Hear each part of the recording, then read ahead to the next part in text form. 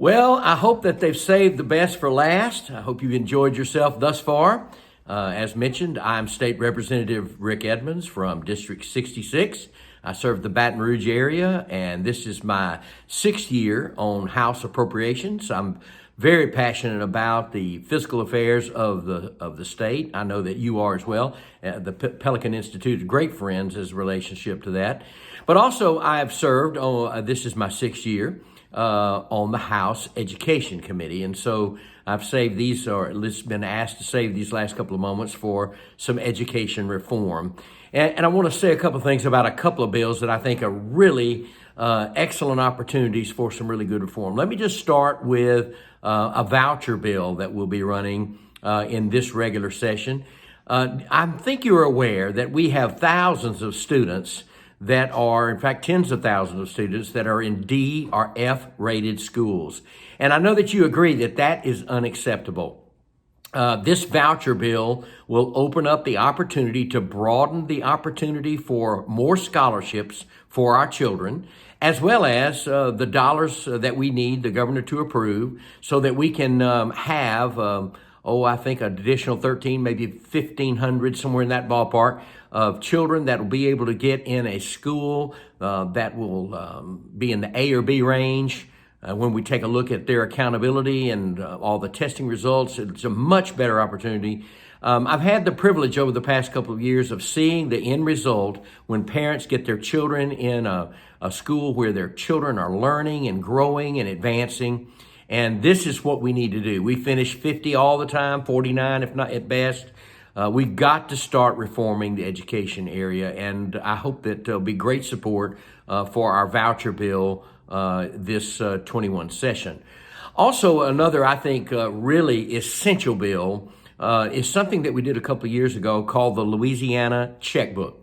Now, what the Louisiana Checkbook does is it basically takes every agency and it lets us know, you can go to a website, and looking at that website, the Louisiana Checkbook, you can see exactly how every agency spends their dollars. Well, what could be wrong if we did that with the governing agencies for all of our school children across the state of Louisiana? That would mean all of our superintendents would respond by giving us all the information, whether it relates to personnel or grants or any way we spend. Isn't it reasonable, just for a moment, isn't it reasonable to think that where our taxpayer dollar goes, that we have the right to be able to see how it's spent? That's called transparency. And if we're going to have more confidence in not only other agencies of the state, but in our education institution and all of those agencies as they report, we have to be able to know how the dollars are being spent. It won't fix everything, but it is certainly a step in the right direction. I know that the Pelican Institute have been great supporters, as well as others across the state. I certainly hope that we find the proper footing to be able to add this information to the Louisiana Checkbook. Well, I know that that's just a couple of things that we can do quickly.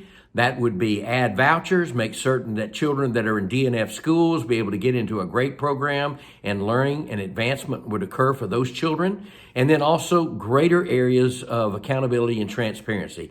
And oh, by the way, this is the time to do that. I've just received information, as others of our legislators have. We're going to receive another $1 billion in additional funding as it comes down from the federal government in relationship to COVID-19.